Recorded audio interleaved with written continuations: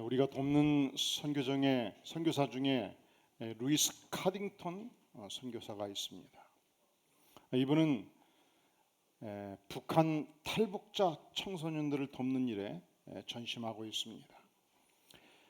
이 청소년들이 북한에서 태어나서 자랄 때 한국에 들어오기까지 엄청난 고난이 있죠. 북한을 탈출하고 중국을 떠들다가 캄보디아로, 라오스로, 그리고 태국으로 들어가서 천신만고 끝에 한국에 들어옵니다.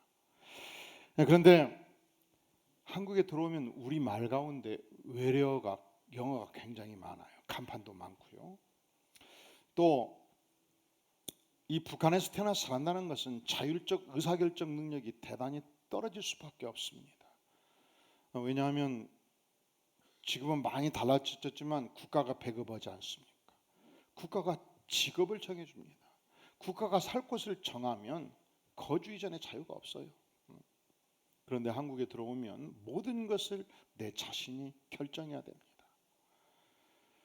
그러니까 예를 들어서 우리 한국 사회에서 공무원 생활을 오래 한다든지 군에서 20년 30년 봉직하면서 대령 그리고 장군으로 있다가 민간인이 된다든지 교사로 오래 계시다가 은퇴해서 나왔을 때에 사업하면 다 만류합니다. 왜 그래요? 왜 그렇습니까?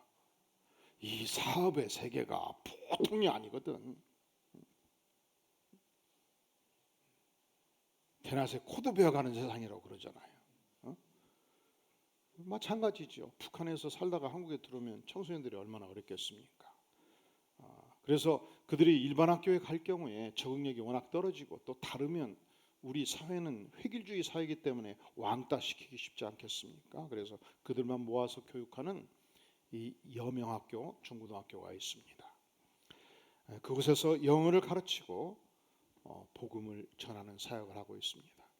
그런데 놀랍게도 이분의 아버지가 전라도 광주에서 성자로 유명했던 허버트 커딩턴 선교사였습니다. 제가 청년 시절 저를 전도하고 양육했던 안병호 목사님이 전남대학교 출신인데 그분의 이야기를 많이 들려주었습니다. 지난번 제 사회 권사 임직식일 때 설교했던 목사님이시죠.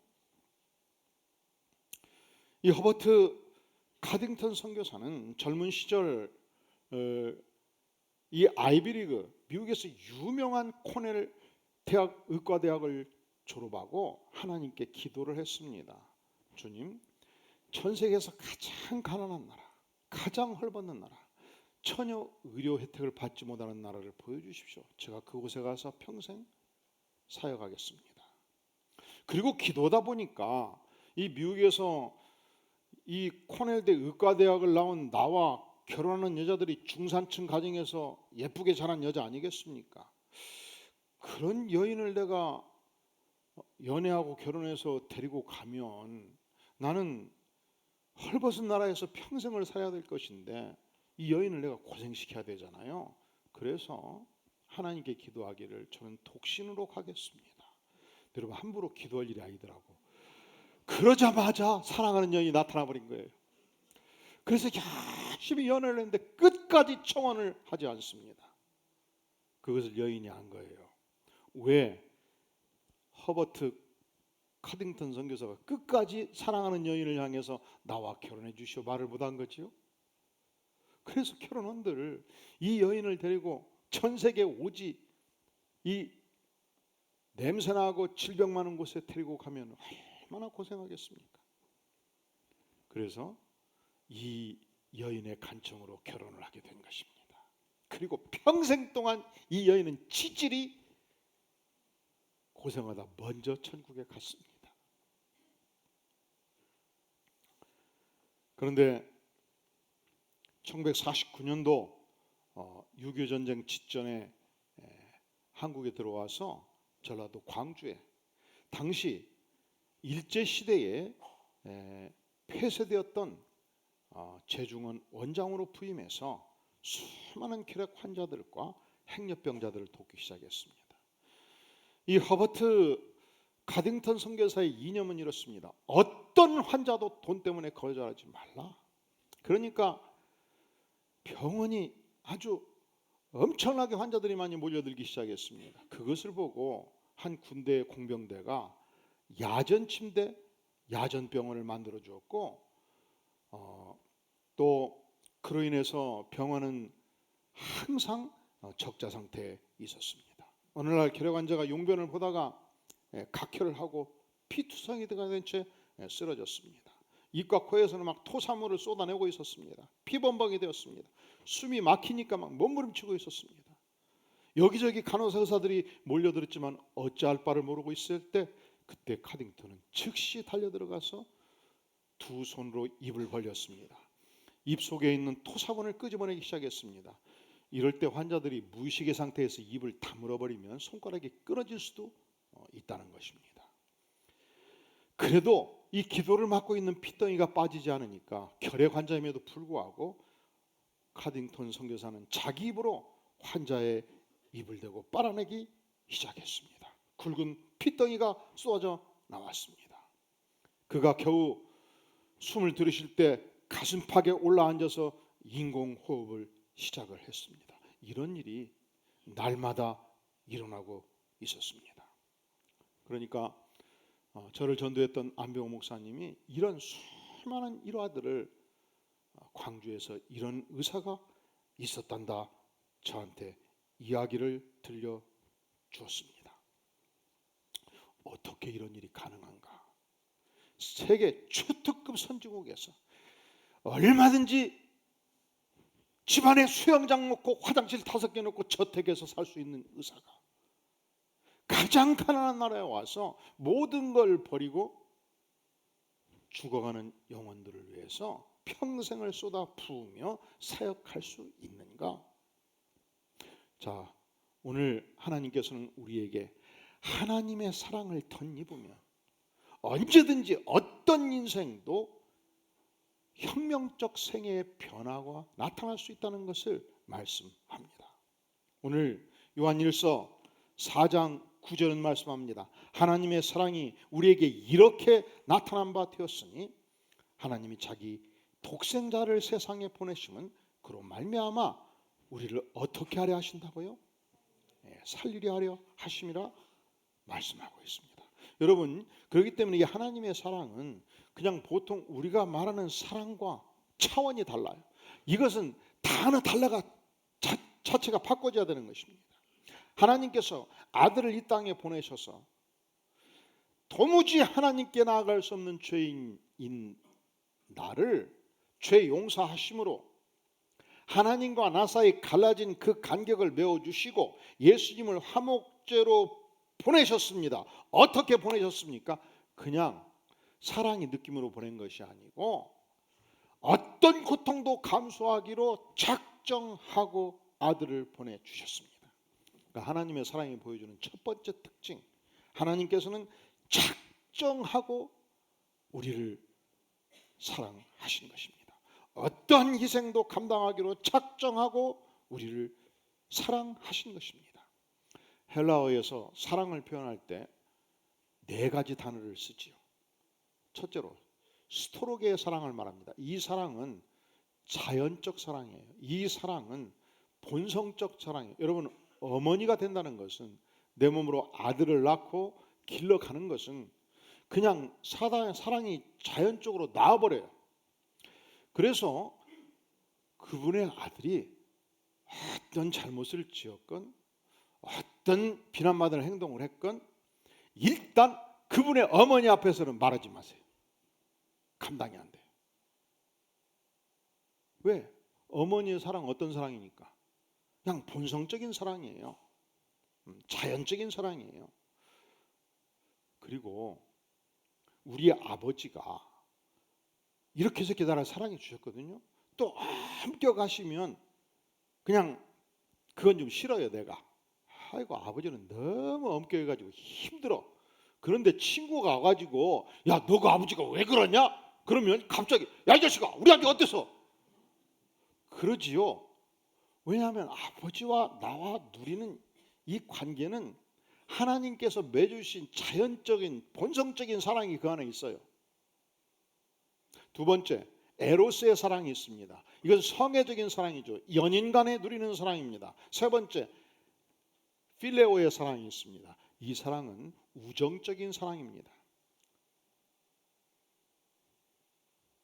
장병들이 최전방에서 이 총알바지로 죽어갈 때, 그때 굶주린 동료를 향해서 먹을 것을 구해서 갖다 주고, 이 빗발치는 총알을 피해서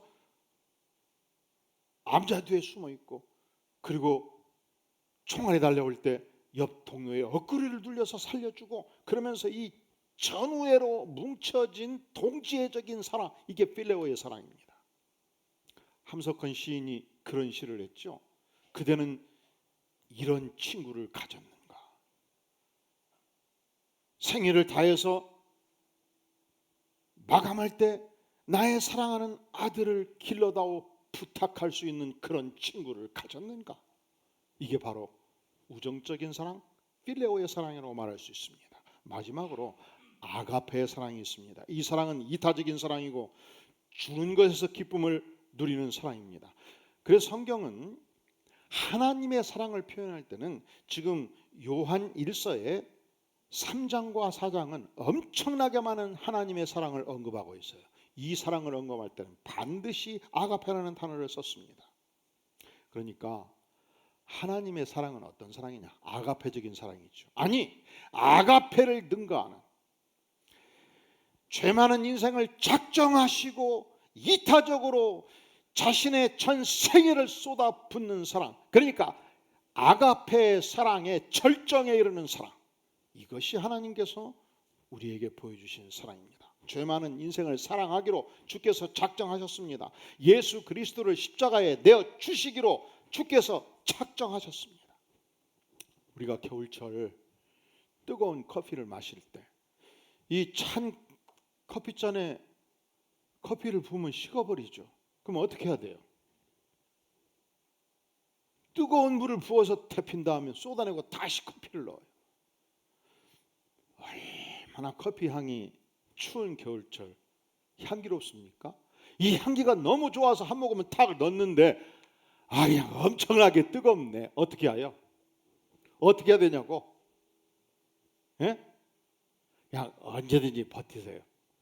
이거 잘못 들어가면 식도암에 걸리거든요.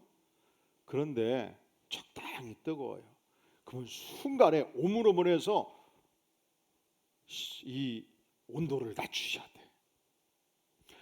뜨거운 커피가 들어가도 여러분 결코 표정이 같을 수가 없잖아요. 하나님의 이 아가페적인 사랑의 절정이 우리 안에 들어올 때 하나님께서는 반드시 전인격적으로 그 인생의 혁명적인 변화를 주시는 것입니다.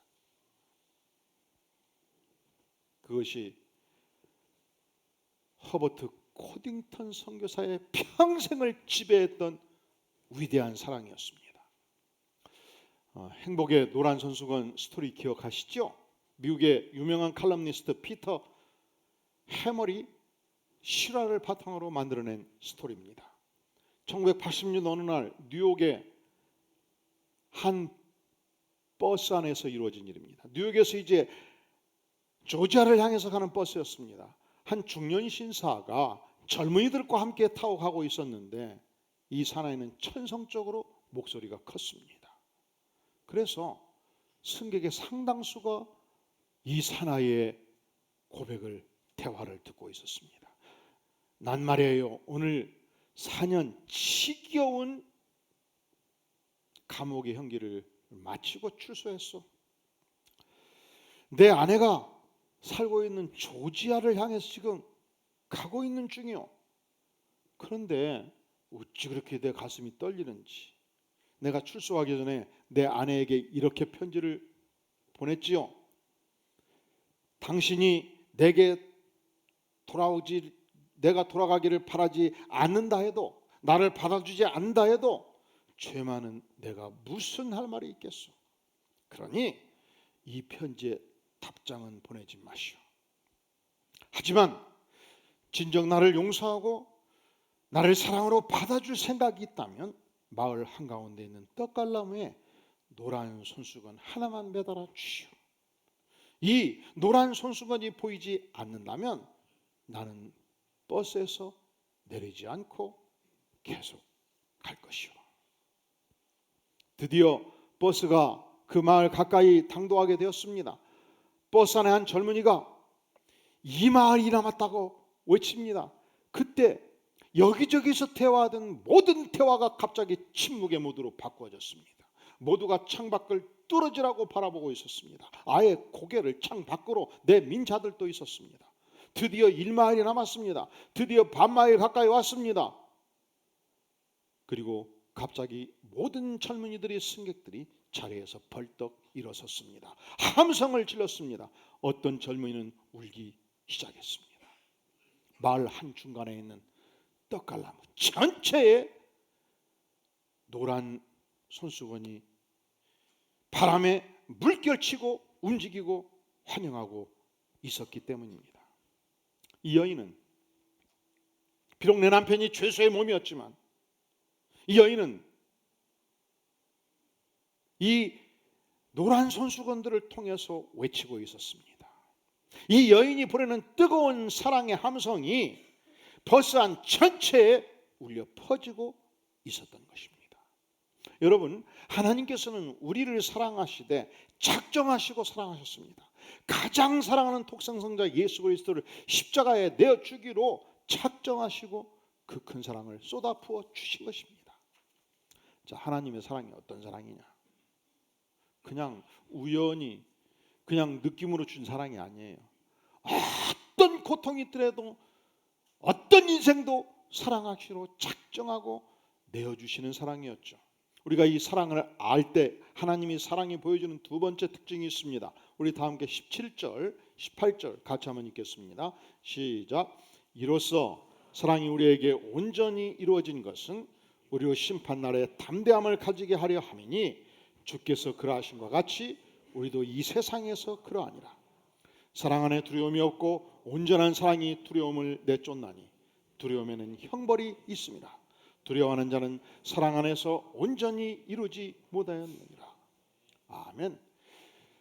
이 하나님의 사랑의 절정의 사랑, 작정 가지고 주시는 이 위대한 사랑을 우리가 알 때 우리 인생은 어떻게 바꿔진다고 말씀합니까? 담대한 인생이 되는 것입니다. 하나님께서 우리 인생의 모든 죄가를 용서하신 만큼 심판날에 담대함을 가진다고 말씀하십니다. 이 사랑 안에 두려움이 없고 온전한 사랑이 두려움을 내어 쫓는다고 말씀합니다. 우리 인생에 어떤 고난과 어떤 역경에 처한다 할지라도 결코 이 사랑을 경험한 자의 생애 안에 두려움은 존재하지 않는다, 그렇게 선언합니다. 우리의 수많은 신앙의 선조들이 이 하나님의 위대한 사랑을 알았기에 심지어 순교의 현장에서도 결코 두려워하지 않고 영생이 있음을 믿고 목을 주 앞에 내어드린 것입니다. 우리가 한국의 기독교 역사를 여실히 보면 1700년도 한문에 능했던 사대부 학자들이 중국에 들어가서 많은 문헌들을 접합니다. 거기서 번역된 성경을 만나고 기독교 서적을 만납니다. 이 서적을 읽으면서 천주, 시리 등등을 읽으면서 전능하신 하나님을 만나고 예수 그리스도의 십자가의 은혜를 깨닫습니다. 그들이 이 문서를 가지고 들어와서 은밀하게 이 사대부 양반사에 예수의 복음을 증거하기 시작합니다. 편만하게 복음이 증거되고 있었습니다. 그런데 우리 사회가 갖는 중요한 특징 중에 하나가 획일성이에요. 획일성. 그 당시는 유교 하나만이 존중되는 사회였습니다. 그 중에서도 유교 성리학 외에는 이단으로 취급되는 그 시대에 1801년부터 1866년까지 신유박해와 병인박해, 이 네 차례의 박해를 통해서 서양의 선교사 12명을 처형합니다. 그리고 전능자 하나님을 믿고 예수 그리스도를 따르는 신자들 8,200명을 처형합니다. 이 엄청난 순교 현장에서 하나님의 백성들은 두려움 없이 목을 내어 주었습니다. 오늘날 신안군 중도에 가면 지금도 90%가 예수를 믿는 지역이 있습니다. 여기 이르기까지 이 전도를 열심히 했던 문중영 전도사가 6.25 사변 당시 공산당원들이 자기의 사랑하는 제자였던 백전도사를 칼을 들이며 죽이려고 할 때 온몸으로 막습니다. 그리고 외쳐요. 내 사랑하는 젊은 백전사를 살려주시오. 나는 살 만큼 살았더니 나를 대신 죽이시오. 그래서 목을 내어놓고 순교를 당합니다. 그러니까 이 하나님의 위대한 사랑이 우리 안에 쏟아질 때에 이 사랑이 보여주는 특징이 세상을 하나님의 백성들이 담대하게 살게 된다는 것입니다. 이 하나님의 사랑 자체가 우리 인생을 담대하게 만드는 담대함의 원천이 된다는 사실입니다. 자, 하나님의 사랑은 단지 하나님의 사랑으로 표현할 수가 없어요. 이 사랑은 아가페 사랑의 절정이에요. 하나님께서 이 사랑을 작정하고 쏟아부어 주셨죠. 그러니까 이 사랑을 경험한 자가 같을 수가 없어요. 무엇이 가장 다른가? 어떤 상황 속에서도 이 하나님의 사랑을 받은 자들은 이 사랑이 주는 담대함의 원천으로 말미암아 두려워하지 않는다는 것입니다. 세 번째, 이 사랑이 우리에게 어떻게 부어졌는가? 우리 13절 말씀 같이 한번 봉독하겠습니다. 시작. 그의 성령을 우리에게 주심으로. 자, 다시 요한 1서 4장 13절 시작. 그의 성령을 우리에게 주심으로 우리가 그 안에 거하고 그가 우리 안에 거하는 줄을 아느니라. 하나님께서 하나님의 성령을 우리 안에 주셨습니다. 우리 안에 쏟아 부어 주셨습니다. 여러분, 성령의 열매가 무엇입니까? 사랑이 성령의 열매죠. 그러니까 성령 충만을 받는다는 것은 사랑 충만, 하나님의 사랑으로 충만해지는 것을 의미합니다. 에베소 4장 18절은 말씀하기를 술 취하지 말라 이는 방탕한 것이니 오직 성령으로 충만함을 받으라 말씀하셨습니다. 성령 충만을 받은 자는 사랑 충만으로 바꾸어지는 것입니다. 여러분, 사랑이요, 이 아가페적 사랑의 절정이 하나님이 인생들에게 주시는 가장 위대한 선물입니다. 만약에 우리에게 사랑이 없다면, 만약에 우리에게 여전히 분노가 있다면, 만약에 우리에게 사랑이 없기 때문에 여전히 용서할 수 없다면 그것은 정죄할 문제가 아니고 저주할 문제가 아니고 그것은 기도할 문제입니다. 왜냐하면 이 사랑이 원래 우리 안에 없었기 때문에. 없는 건 받아야지요. 없는 건 어떻게 된다고요? 받아야지요. 누가 주십니까? 전능하신 하나님이 주십니다. 어떻게 주십니까? 성령 충만을 통해서 주십니다. 성령의 기름 부음을 통해서 주십니다. 고린도전서 12장은 은사장입니다. 하나님께서 믿는 백성들에게 얼마나 많은 다양한 은사들을 주시는지 기록하고 있습니다. 우리가 예수를 믿고 은혜를 받으면 각종 은사와 재능들을 주셔요. 하나님의 위대한 교회를 섬기라고. 그런데 고린도전서 12장 31절이 마지막 절인데 마지막 절에서 너희는 더욱 큰 은사를 사모하라고 말씀합니다. 너희는 이렇게 많은 은사들이 있습니다. 구제의 은사가 있고 병 고치는 은사가 있고 섬기는 은사가 있고 많은 은사를 가지고 교회를 섬기는데 이것으로 만족하지 말고 너희는 더욱 큰 은사를 사모하라. 더욱 큰 은사가 무엇이뇨? 13장의 은사예요. 여러분, 고린도서 13장이 무슨 장입니까? 그러니까 가장 위대한 은사가 사랑의 은사예요. 이것은 하나님께서 성령으로 쏟아 부어주시는 사랑의 은사예요.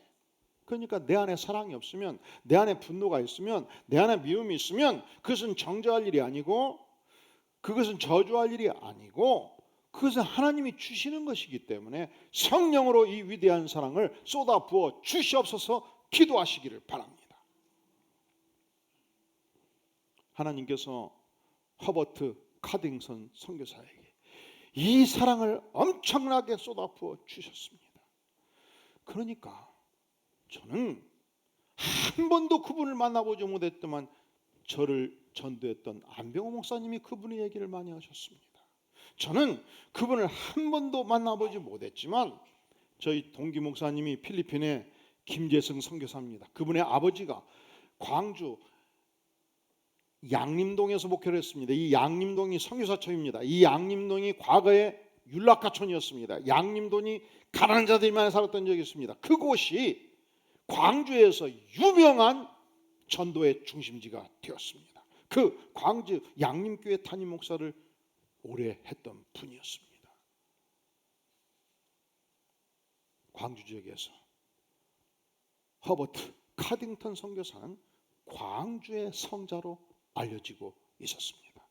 그런데 1970년대 중반에 이르면서 한국은 이미 중화공업을 일으키고 있었습니다.